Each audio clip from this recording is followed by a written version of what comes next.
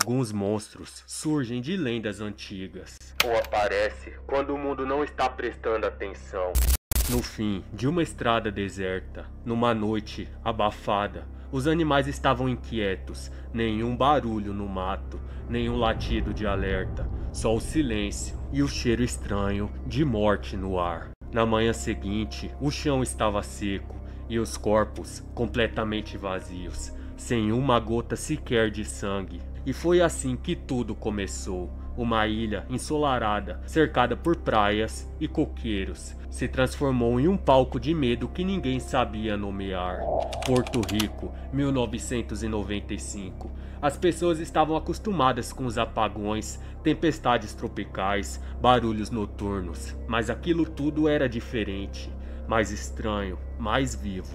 Nos vilarejos afastados, o pânico crescia sem fazer barulho. Os animais estavam morrendo, mas não de qualquer jeito. Eles estavam vazios. Vazios, sem nenhuma gota de sangue, sem sinais de luta, apenas duas marcas. Como se agulhas gigantes tivessem sido enfiadas no pescoço das cabras, galinhas e ovelhas. Os olhos dos bichos abertos e paralisados em um terror final. Foi aí que pela primeira vez o nome apareceu: o Chupacabra. Você com certeza já ouviu falar nesse nome por aí. E não era um fantasma, não era um lobisomem, era algo novo, algo que ninguém entendia. A descrição que se espalhou parecia saída de um filme, uma criatura bípede com olhos vermelhos, pele acinzentada e espinhos que iam do topo de sua cabeça até a base da coluna. Durante a noite, moradores juravam ouvir sons, como se fosse algo rastejando no mato. Outros diziam ter visto silhuetas nos telhados, sempre rápido demais para ser pego, mas perto o suficiente para deixar o coração disparado. E quantas autoridades no meio disso tudo? Um completo silêncio. Nenhum comunicado, nenhuma explicação. Quando os jornais começaram a cobrir os casos, já era tarde demais. A criatura tinha nome, forma e território, e era real para quem vivia naquela época.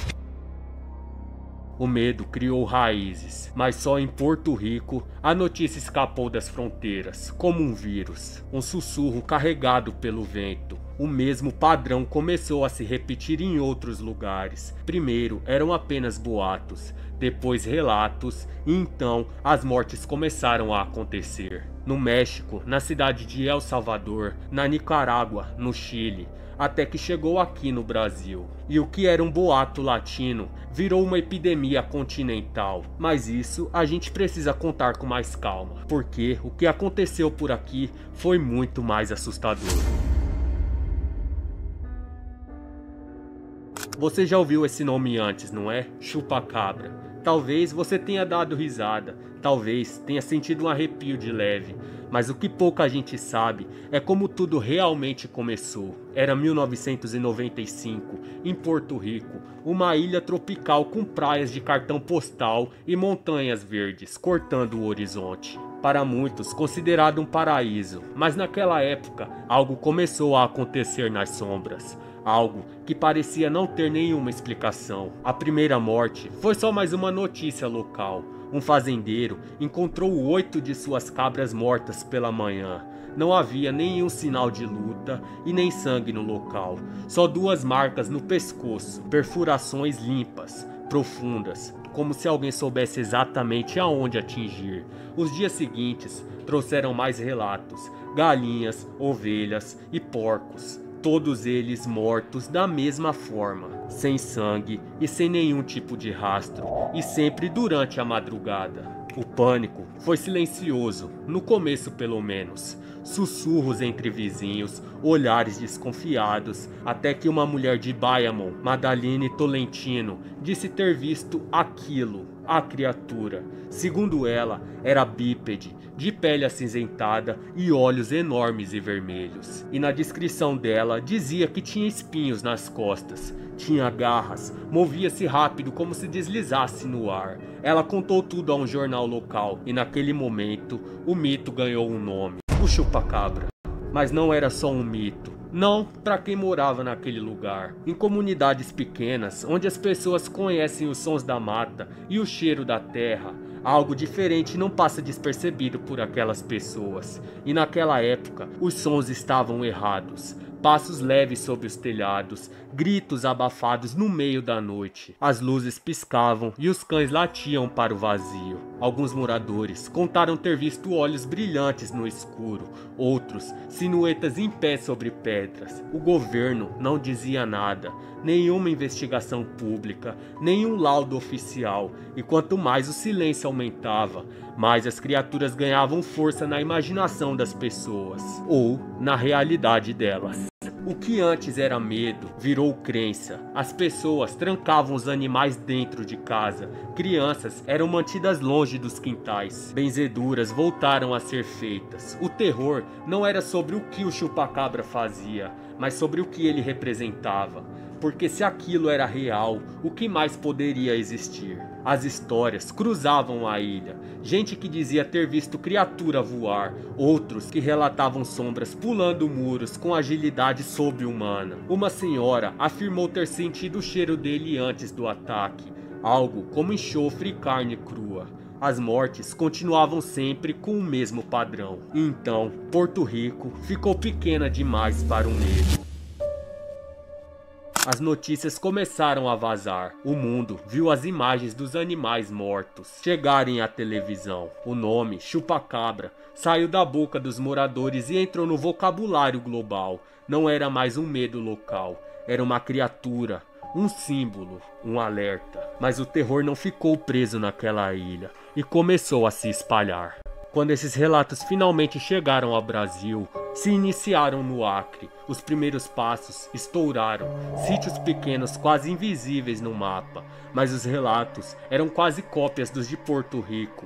Cabras mortas, galinhas sem sangue, sem rastros e sem pegadas. O que mudou foi a resposta dos moradores para tudo aquilo. Aqui, o medo não virou só silêncio, virou fúria. Os grupos se organizaram, gente armada começou a patrulhar as matas durante a noite. Outros apelaram para a fé, rituais de proteção, cruzes nas portas, velas acesas até o amanhecer. E mesmo assim, os ataques continuaram. Então, chegamos no fim dos anos 2000. O pânico diminuiu. Os relatos se tornaram mais escassos ou menos divulgados pela mídia. Mas quem viveu o auge daquilo, o medo nunca passou para aquelas pessoas. Porque o chupacabra não foi só uma criatura. Ele foi um lembrete de que a escuridão ainda guarda mistérios. E que às vezes, os olhos que brilham no mato não pertencem a nenhum animal conhecido pela gente. Talvez a pergunta mais inquietante não seja o que era o chupacabra, mas o porquê ele nunca foi de fato desmentido por ninguém. Anos se passaram, as manchetes sumiram, as mídias pararam de noticiar, mas as aparições nunca cessaram completamente.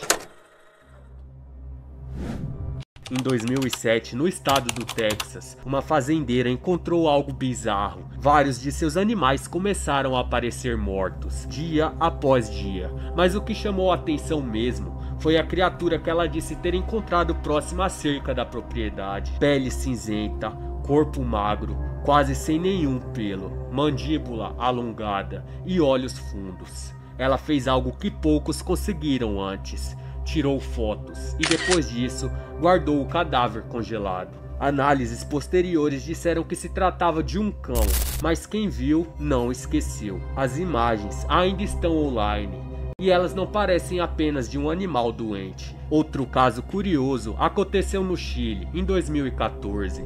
Uma câmera de segurança instalada numa fazenda capturou uma figura se movendo rapidamente entre os currais. Na manhã seguinte, 7 animais estavam mortos, e as marcas idênticas à dos anos 90. E se tudo isso for real? E se ele ainda estiver lá fora, apenas esperando o momento certo para voltar aos holofortes? O que você faria se escutasse um som estranho no seu quintal e saísse só para encontrar um rastro seco, um animal caído e nenhuma gota de sangue? Talvez você só feche a porta e finja que não viu nada. Ou talvez já seja tarde demais.